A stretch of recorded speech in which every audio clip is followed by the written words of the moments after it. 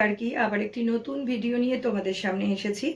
আজকে ভারতের স্বাভাবিক উদ্ভিদ সম্পর্কে আমরা আলোচনা করব, যেটা মাধ্যমিক উচ্চ মাধ্যমিক স্তর থেকে যারা কম্পিটিটিভ পরীক্ষা দিচ্ছ তাদের ক্ষেত্রেও এই উদ্ভিদগুলি সম্পর্কে বা এদের যে ডিভিশনগুলো সেই ভাগগুলো সম্পর্কে মোটামুটি জেনে রাখা দরকার। ভারতের স্বাভাবিক উদ্ভিদকে সম্পূর্ণরূপেই বৃষ্টিপাতের উপরে নির্ভর করে ভাগ করা হয়েছে। এই বৃষ্টিপাতের উপর নির্ভর করে ভাগ করার উপরে দেখা যায় পার্বত্য অরণ্য, আর্দ্র চিরহরিত অরণ্য, আর্দ্র পর্ণমোচী অরণ্য, মরু অরণ্য এবং উপকূলীয় অরণ্য। যদিও কিছু কিছু বিজ্ঞানীরা আমাদের উপকূলীয় অরণ্যকে ম্যানগ্রোভ অরণ্য, উপকূলীয় অরণ্য দুই ভাগে আলাদাভাবে ভাগ করেছেন, তবুও এই হচ্ছে আমাদের মোটামুটি ডিভিশন। পার্বত্য অরণ্য সম্পূর্ণই পর্বত অধ্যুষিত অঞ্চলে দেখতে পাওয়া যায়, যদিও আমরা স্বাভাবিকভাবেই জানি যে পর্বতের ক্ষেত্রে উচ্চতা একটা বড় ফ্যাক্টর, এবং উচ্চতার সাথে সাথে কিন্তু তাপমাত্রার পরিবর্তন পর্বত বা উঁচু বিভাগগুলির ক্ষেত্রে দেখতে পাওয়া যায়। সুতরাং এক্ষেত্রে এই জিনিসটি খুব স্বাভাবিক যে প্রতিটি উচ্চতার ক্ষেত্রে আমরা যদি একদম পর্বত পাদদেশীয় অংশ থেকে বলে থাকি, তাহলে যত উপর দিকে উঠতে থাকবো তত প্রত্যেকটা জায়গায় উচ্চতার সাথে তাপমাত্রার পার্থক্যের জন্য বনভূমিরও পার্থক্য দেখতে পাওয়া যায়। এক পর্বত পাদদেশীয় অঞ্চলে দেখতে পাওয়া যায়, সেখানে দেখা যায় যে পর্বত পাদদেশীয় অঞ্চলে বৃষ্টিপাত বেশি হয় এবং সেখানে প্রায় সব ধরনের আর্দ্র পর্ণমোচী, আর্দ্র চিরহরিৎ, অনেক ধরনের বা মিক্সড কাইন্ড অফ বনভূমি বা উদ্ভিদ সেখানে দেখা যায়। এরপরে যত উচ্চতা বাড়তে থাকে, তাপমাত্রার পরিমাণ কমতে থাকে, সেখানে সরলবর্গীয় জাতীয় অরণ্য দেখতে পাওয়া যায়। সরলবর্গীয় অরণ্য সাধারণত শীতকালীন জায়গাতে বেশি দেখা যায়। সরল, সোজা, নরম কাঠের উদ্ভিদ এগুলি অনেক দূর পর্যন্ত লম্বা হয়, যেমন রোডোডেনড্রন, পাইন, ইউক্যালিপটাস, ফার, এই সমস্ত গাছগুলো হচ্ছে এই ধরনের গাছ। এগুলি নরম জাতীয় গাছ বলে এগুলো থেকে প্যাকিং বাক্স বলো, অন্যান্য নরম কাঠের বিভিন্ন ধরনের জিনিসপত্র তৈরি করা হয়ে থাকে। এই ধরনের গাছগুলো কিছুটা কনিক্যাল শেপ হয়। এই কনিক্যাল শেপ হওয়ার একটা কারণ হচ্ছে উঁচু পার্বত্য অঞ্চলে সর্বসময় তো বৃষ্টি হিসেবে আমাদের অধঃক্ষেপণ হয় না, তো উচ্চতা বা সঙ্গে সঙ্গে টেম্পারেচার যেহেতু কমতে থাকে, যেটাকে আমরা নর্মাল ল্যাপস রেট বলি, সুতরাং সেখানে কি হয়, অনেক সময় বরফ পড়ে। এই বরফ যখন পড়ে তখন পাতাগুলির ওপরে বা গাছের ওপরে যখন বরফ পড়বে তখন কি হবে, সেগুলির ক্ষতি হয়। তো এগুলির মধ্যে মোম বা ল্যালোনিন জাতীয় এক ধরনের জিনিস থাকে, যা গাছের পাতাগুলির ওপরে থাকার জন্য বরফটি পিচ্ছিল অবস্থায় নিচে পড়ে যায়, গাছের ওপরে বরফ সেভাবে জমতে পারে না।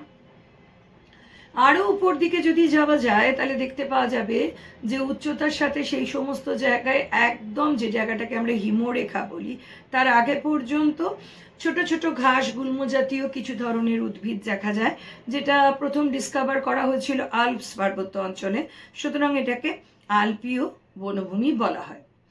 আর্দ্র চিরহরিত অরণ্য, আর্দ্র চিরহরিত অরণ্য ভারতের ক্ষেত্রে যে সমস্ত জায়গাগুলোতে আর্দ্র চিরহরিত অরণ্য দেখতে পাওয়া যায়, তার একটা অংশ কিন্তু পার্বত্য অরণ্যের মধ্যে পড়ে, কারণ কম্প্যারেটিভলি অন্যান্য জায়গার বৃষ্টিপাতের তুলনায় এই জায়গাতে তোমার হিউমিডিটি বলো বা ওয়াটার প্রেজেন্স, যেটা বায়ুর মধ্যে থাকার কথা, সেটা বেশি থাকে বলেই এক্ষেত্রে কিন্তু এই চিরহরিত অরণ্য কিছুটা দেখা যায়।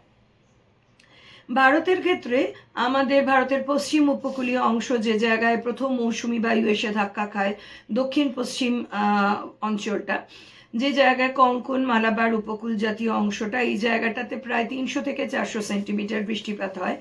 এই জায়গায় আর্দ্র চিরহরিত অরণ্য দেখতে পাওয়া যায়, এবং আর্দ্র চিরহরিত অরণ্যের মধ্যে সাধারণত যে ধরনের গাছগুলো দেখতে পাওয়া যায়, যে ধরনের গাছগুলো দেখা যায়, তার মধ্যে দেখা যায় রবার, এবেনি, তুন, পুন, রোজিউড, আয়রনউড, এই ধরনের বহু গাছ এই সমস্ত জায়গার মধ্যে দেখা যায়। মেহগনি, সেগুন, চন্দন এগুলো তো হয়েই থাকে। এছাড়া এখানে যে গাছগুলো হয়, যেগুলো যথেষ্ট শক্ত কাঠের গাছ, এগুলো দিয়ে আসবাবপত্র, রেলের স্লিপার এই সমস্ত তৈরি করা হয়ে থাকে। আরও বিভিন্ন ধরনের কাজে ব্যবহার করা হয় এবং এখানে বৃষ্টিপাতের পরিমাণটা যেহেতু বেশি, এই ধরনের গাছগুলি বহুদূর পর্যন্ত লম্বা হয়। ভারতের ক্ষেত্রে মোটামুটি 60 মিটার লম্বা পর্যন্ত এটাকে আমরা দেখতে পেয়ে থাকি।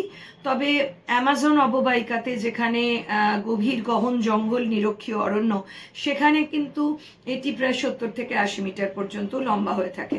এই গাছগুলির যথেষ্ট পরিমাণ ব্রাঞ্চ, চারদিকে প্রচুর ডালপালা মেলে ওপর দিকে বড় হয় এবং মাথার উপরটা চাঁদোয়া বা ক্যানোপির মতন হয়ে থাকে।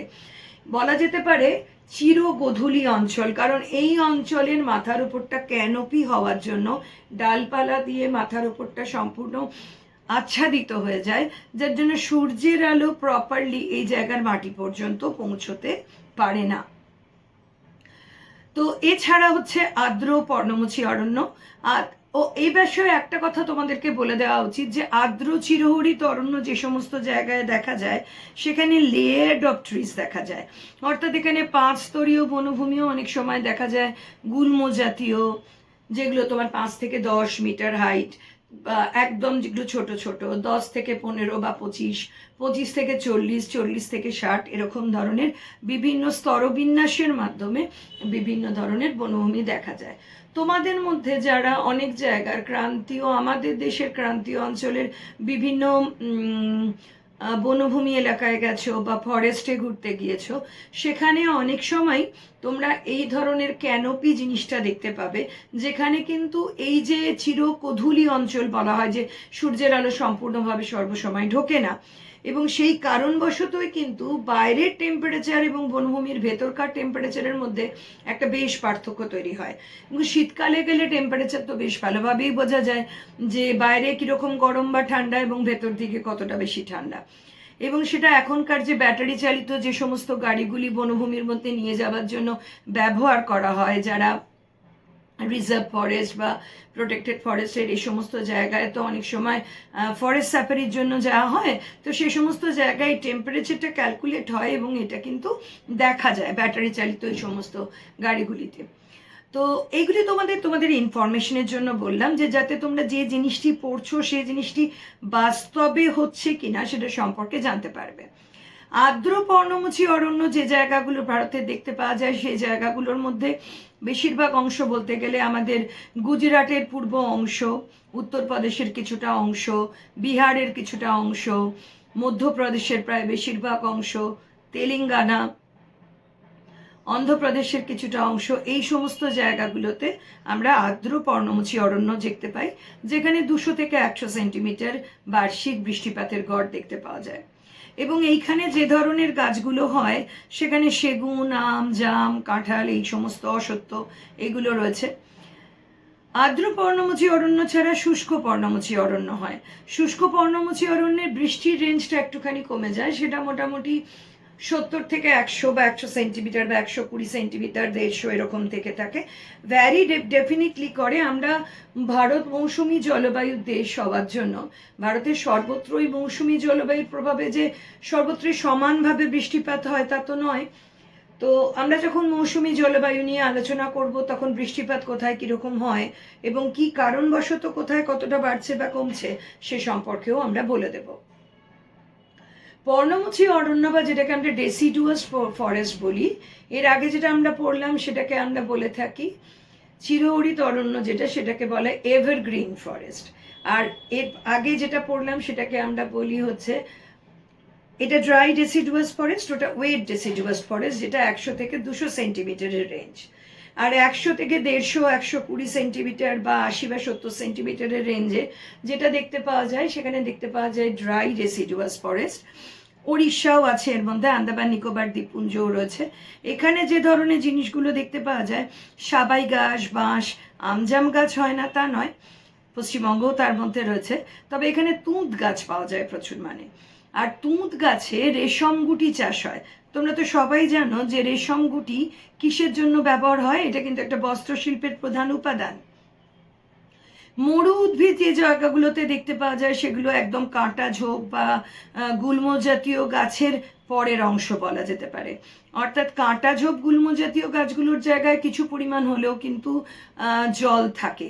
সেই জায়গাগুলো ভারতের ক্ষেত্রে যেমন কাঁটা ঝোপের মধ্যে তুমি রাজস্থানের বেশ কিছুটা অংশ দেখতে পারবে, যেখানটা মরুভূমি আছে সেটা বাদে গুজরাটের বেশ কিছুটা অংশ জুড়ে রয়েছে। এই জায়গায় তোমার সাধারণত বাবলা জাতীয় গাছ দেখতে পাওয়া যায়। তারপরে বিভিন্ন ধরনের অ্যাকেশিয়া, ক্যাকটাস এইগুলো দেখতে পাওয়া যায়। আর মরু অরণ্য, যেখানে মরু অরণ্য বলতে যে জায়গাটাকে বোঝায় সেইখানে কিন্তু বৃষ্টি প্রায় নেই বললেই চলে, এবং জল খুব কম থাকে বলে মাটির নিচে শিকড় দিয়ে জলটিকে তুলে আনবার জন্য শিকড়গুলি অনেক দূর পর্যন্ত মাটির মধ্যে প্রবেশ করে, গাছগুলি খর্বাকৃতি হয় এবং গাছের কাণ্ডটাই পাতার মতন হয়ে যায়, পাতাগুলো কাঁটার মতন হয়ে যায়। কারণ জলটা যতটা শরীরে হোল্ড করতে পারবে, প্রতি বছর সমানভাবে যে বৃষ্টি হচ্ছে তাও নয়, তো তাদের বেঁচে থাকার শারীরবৃত্তীয় কাজের জন্য যেহেতু জলের প্রয়োজন, সেই জন্য জলটা ধরে রাখার জন্য পাতাটা কি হয়, এখানে কাঁটাতে পরিণত হয়ে যায়। কাঁটার মুখটি সরু থাকে, সুতরাং সম্পূর্ণ জল বাষ্পীমোচনে বেরোতে পারে না। আর পাতাটা এখানে ক্লোরোফিল যুক্ত, এই কাণ্ডটি এখানে ক্লোরোফিল যুক্ত হয়, এটি এখানে শালক সংশ্লেষে কাজ করে। আর ম্যানগ্রোভ জাতীয় অরণ্য, এটা উপকূলীয় অরণ্যেরই একটা অংশ। ভারতের সর্বত্রই উপকূল অংশে যে ম্যানগ্রোভ জাতীয় অরণ্য দেখতে পাওয়া যায় তা কখনোই নয়। ম্যানগ্রোভ অরণ্যটা উপকূলীয় অরণ্যের অংশ ঠিকই, কিন্তু সব ধরনের উপকূলে যে ম্যানগ্রোভ জাতীয় অরণ্য দেখতে পাওয়া যাবে তা নয়। কিছুটা চেন্নাই উপকূল বরাবর অংশে দেখা যায়, যার বেশ কিছুটা 2005-06 সালে সুনামির সময় নষ্ট হয়ে গিয়েছে। আর বাকি আমাদের সুন্দরবন অঞ্চলে দেখতে পাওয়া যায়। এই ধরনের উদ্ভিদকে আমরা হ্যালোফাইট বলে থাকি। এই ধরনের জিনিসটা যেটা দেখতে পাওয়া যায় ম্যানগ্রোভ অরণ্যে, এখানে স্যালাইন ওয়াটার বা জোয়ার ভাটাযুক্ত নদী বা সমুদ্রের জলও প্রবেশ করার ফলে মাটির মধ্যে নুনের পরিমাণ বেশি থাকে, অক্সিজেনের পরিমাণ কম হয়। গাছগুলো অক্সিজেনগুলি নেবার জন্য কি করে, এদের মাটি থেকে এক ধরনের ওপর দিকে শ্বাসমূল উঠে থাকে। এই শ্বাসমূলগুলোর গায়ে ছোট ছোট ছিদ্র থাকে, যেগুলোকে বেসিক্যালি বলা হয় নিউম্যাটাফোর। এই নিউম্যাটাফোরগুলো বাতাস থেকে ডাইরেক্টলি অক্সিজেন গ্রহণ করে, যা গাছগুলিকে দেয়। আর জোয়ার ভাটা খেলে বলে গাছগুলি গোড়ার দিকে যেখানে ঠেকানো থাকে সেখানে কি হয়, অনেক সময় গোড়াটা হেলে যেতে পারে, তো সেই জন্য নিচের দিক থেকে ঠেস মূল বা সাপোর্টিং রুট বেরোয়। যেমন তোমার গড়ান, গেওয়া, সাঁওতাল, সুন্দরী, এইগুলো কিন্তু সবই ম্যানগ্রোভ জাতীয় অরণ্যের গাছ। ভারতের টোটাল 21.78% আমাদের ভেজিটেশন কাভার দেখা যায়। সব থেকে বেশি দেখতে পাওয়া যায় মধ্যপ্রদেশে, তারপরে হরিয়ানাতে। পশ্চিমবঙ্গে আমাদের ওয়েস্ট বেঙ্গল সরকার একটা তোমার জয়েন্ট ফরেস্ট ম্যানেজমেন্ট প্রকল্প তৈরি করেছে, যেটা আমাদের বনভূমি সংরক্ষণ, বনভূমির উন্নতির জন্য ভীষণভাবে কাজ করে। ফরেস্ট রিসার্চ ইনস্টিটিউট আমাদের ইন্ডিয়াতে দেরাদুনে রয়েছে। আর পার্বত্য অরণ্যের জন্য একটা পার্বত্য অরণ্য রিসার্চ সেন্টার একটা সম্পূর্ণ আলাদা, যেটা আমাদের হিমাচল প্রদেশের সিমলায় দেখতে পাওয়া যায়। তো বনভূমি আমাদের পক্ষে কতটা জরুরি বা বনভূমি থেকে আমরা কি কি পাই, এটা তো অনস্বীকার্য, আমরা সবাই ছোট থেকে জানি। আমরা বেঁচে আছি যে অক্সিজেন গ্রহণ করে, সেটি কিন্তু উদ্ভিদই তৈরি করে এবং আমাদের শরীর থেকে নির্গত কার্বন ডাই অক্সাইড গ্রহণ করে তার থেকে এই অক্সিজেন গ্যাসটিকে তৈরি করতে সাহায্য করে, যেটা আমরা শ্বাস গ্রহণ করি। বিভিন্ন ধরনের উদ্ভিদজাত পদার্থ রয়েছে, যেমন উদ্ভিদজাত পদার্থের মধ্যে যেমন বিভিন্ন ধরনের জ্বালানি হিসেবে ব্যবহার করা হয় বিভিন্ন ধরনের জিনিস। এছাড়া বিভিন্ন ধরনের কাঠ, যে কাঠগুলো খুবই ভ্যালুয়েবল কাঠ, সেই ধরনের কাঠ আমরা বিভিন্ন ক্ষেত্রে পেয়ে থাকি। গালা পাওয়া যায়, বনজ ফল, বিভিন্ন ধরনের ফুল, মেডিসিনের বিভিন্ন রকম হার্বস, আরও অনেক ধরনের জিনিস আমরা বনভূমি থেকে পাই, যেগুলো প্রতিনিয়ত প্রতি সময় আমাদের নানা ধরনের, লিস্ট করলে শেষ করা যাবে না। যে বনভূমি আমাদের শুধুমাত্র খাদ্যের যোগান, শ্বাসের যোগান, এগুলো ছাড়া পশু পাখি, প্রতিটি মানুষের বাস্তুসংস্থানগত অবস্থানের জন্য বনভূমির প্রচুর পরিমাণে দরকার, এবং বর্তমান দুনিয়ায় পরিবেশ দূষণ এমন একটি জিনিস যেটিকে রক্ষা করবার জন্য বনভূমি ওতপ্রোতভাবে জড়িত বা ওতপ্রোতভাবে প্রয়োজনীয় বলা যেতে পারে। বনভূমি তো ধীরে ধীরে যত হিউম্যান সোসাইটি ডেভেলপ করেছে, কালচার ডেভেলপ করছে, মানুষ আজ যতটা বনভূমি সম্পর্কে সচেতন, একটা সার্টেন টাইম পিরিয়ডে যখন জনবসতি এতটা ছিল না বা ঘনত্ব এতটা ছিল না, তখন মানুষ নিজের প্রয়োজনে নানাভাবে বনভূমিকে ব্যবহার করেছে, এবং এই বনভূমিকে ব্যবহার করা একছত্রভাবে একসঙ্গে এতটাই হয়েছে যে বনভূমির সংহারটা এখন প্রায় এই শতাব্দী পর্যন্ত প্রত্যেকটা মানুষের কাছে একটা অ্যালার্মিং রেট হয়ে গেছে, এবং সেই কারণে ওজোন স্তরের অবক্ষয়, পরিবেশের অবনতি, পরিবেশ অবক্ষয়, নানা জিনিস আমরা দেখতে পাচ্ছি। বা আগে এমনও অনেক জায়গা রয়েছে, এবং আজও পৃথিবীতে অনেক জায়গায় অনেক ধরনের উপজাতি রয়েছে যারা বনভূমিকে নিজেদের রোজকার জীবনযাত্রার সঙ্গে যুক্ত করে ঠিকই, কিন্তু গুল্ম জাতীয় উদ্ভিদ বা ঘাস জাতীয় উদ্ভিদকে, সেই সমস্ত জায়গাগুলোকে আগুনে পুড়িয়ে সেই জায়গাগুলোকে তাদের সাবসিস্টেন্স বা প্রয়োজন মতো নিজেদের চাষাবাদ করে কাজে লাগায়, এবং তার ফলে কি হয়, মাটির উর্বরতা শক্তি কমে যায়, ওই জায়গাটা পুড়ে যায়, ওপরের যে লেয়ার ফার্টাইল অংশটা নষ্ট হয়ে যাওয়ার জন্য ভালো করে গাছ আর জন্মাতে পারে না, এটা পতিত জমিতে পরিণত হয়। তো এই ধরনের বৃক্ষছেদন আজকাল প্রতিটি দেশেই, ইন্টারন্যাশনাল কাউন্সিল তো রয়েছেই, এবং ন্যাশনাল নানা ফরেস্ট ম্যানেজমেন্ট প্রজেক্ট রয়েছে, বিভিন্ন রকম পরিকল্পনার মাধ্যমে সেই জিনিসগুলিকে সংরক্ষণ করার চেষ্টা করা হয়েছে। তো সেইগুলো করা হয়েছে থেকেও বড় কথা, সাধারণ মানুষের এই জিনিসটা আরও ভালোভাবে বোঝা দরকার যে বনভূমি আমাদের জীবনের এবং আমাদের রোজকার ওতপ্রোত জীবনের সঙ্গে উদ্ভিদ ভীষণভাবেই জড়িত, এবং এদেরকে সংরক্ষণ করা, বেঁচে রাখার মধ্যে মনুষ্য সভ্যতাও বেঁচে থাকবে। সামাজিক বনসৃজন বা যেটাকে আমরা সোশ্যাল ফরেস্ট্রি বলি, সোশ্যাল ফরেস্ট্রি সাধারণত কোনো স্বেচ্ছাসেবী সংস্থার মাধ্যমে করা হয়, গাছ লাগানো হচ্ছে, গাছকে প্রোটেক্ট করা হচ্ছে, এবং এই জায়গাতে সাধারণত জমিটা অনেক বেশি হয়। কারণ কি, এখানে গভর্নমেন্ট অনেক সময় যেগুলো আনইউটিলাইজড ল্যান্ড বা bad land basically is not suitable for agriculture, সেটা যে কোনোভাবে ইরোড হতে পারে বা মানুষের দ্বারা কোনোভাবে সে জিনিসটা ব্যাড ল্যান্ডে পরিণত হয়েছে, সেটাও হতে পারে। সেই জায়গাগুলোকে বৃক্ষরোপণ করে বা যে ধরনের জিনিস রয়েছে, যে ধরনের মিনারেল কম্পোজিশন, সয়েল ফার্টিলিটি রয়েছে, সেটাকে বিভিন্ন পরীক্ষা নিরীক্ষা করার মাধ্যমে সেখানে কোন ধরনের উদ্ভিদ জন্মায় সেটা দেখে সে জায়গার মাটি সংরক্ষণ করা, পরিবেশ শোধন করা, এবং সবুজ উদ্ভিদকে সে জায়গায় নতুন করে গড়ে তোলা। আর এগ্রিকালচারাল ফরেস্ট্রি পুরোটাই কৃষি বনসৃজন, সেটা কৃষির সঙ্গে যুক্ত। কৃষক যতটা জায়গা তার বনসৃজনের জন্য দেবে, বা তার যদি কোনো আনইউটিলাইজ ল্যান্ড থেকে থাকে সেই জায়গাটাকে সে দেবে, এখানে জমির পরিমাণটা কিছুটা কম হয়। তো আমাদের বেসিক্যালি কোন কোন ধরনের বনভূমিতে কত ধরনের বৃষ্টি, মানে কত অ্যামাউন্ট অফ রেইনফল হয় সেটা মনে রাখতে হবে, এবং সেখানে 2 কি 3টে গাছের নাম আমাদের প্রমিনেন্টলি মনে রাখতে হবে। হ্যাঁ, ডেফিনেটলি যারা কম্পিটিশন পরীক্ষায় যাচ্ছ তাদের ক্ষেত্রে 2-3টে গাছের কথা মনে রাখলেও ওভারঅল কি ধরনের গাছ হয় সেটা মনে না রাখলে অপশনাল এমসিকিউ এলে পেরে ওঠা খুবই কঠিন।